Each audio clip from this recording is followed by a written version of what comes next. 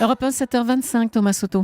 On a terminé la semaine dernière en pensant qu'à l'UMP, le départ de Jean-François Copé, la mise en place du triumvirat Juppé-Fillon-Raffarin et la promesse d'un congrès à la rentrée avaient apaisé les esprits. Bonjour Caroline Roux. Bonjour Thomas. Eh ben patatras, la vérité c'est que la guerre ne semble faire que commencer en coulisses là-bas. Alors ils ont passé tout le week-end au téléphone, comme le dit un ancien ministre, un peu à bout de nerfs, je vous l'avoue. C'est minable, il y a eu 350 000 coups de fil pour faire des accords et servir des intérêts personnels.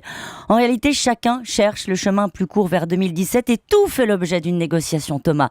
Rien n'est réglé, pas même la date du congrès.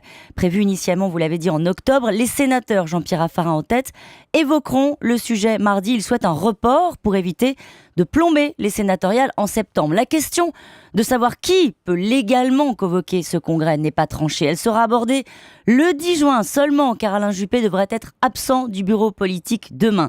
Pendant ce temps-là, chacun avance ses pions. Nicolas Sarkozy, selon mes informations, a vu ses lieutenants. Vendredi, ils sont chargés de faire passer le message aux troupes sur le mode « Sois patient, Nicolas, reviens ». Un fidèle avoue avec ses mots à lui « Plus c'est le bordel, plus ça sert Nicolas ». François Fillon, lui, réunira son parti, Force républicaine, demain soir et s'adressera à ses troupes. Vous le voyez, c'est chacun pour soi. Mais on a entendu Xavier Bertrand dire qu'il soutenait une candidature de François Baroin.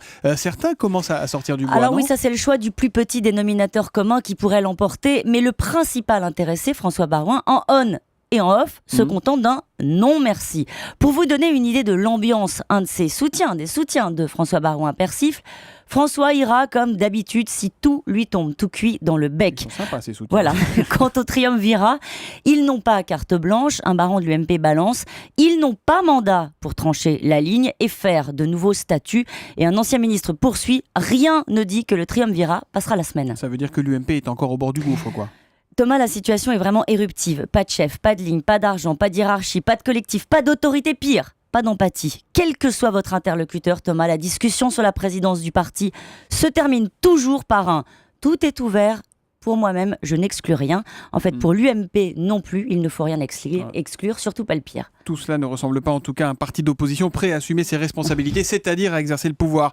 L'info politique de Caroline Roux, c'est tous les matins à 7h25 sur Europe 1. Demain, Caroline. À demain.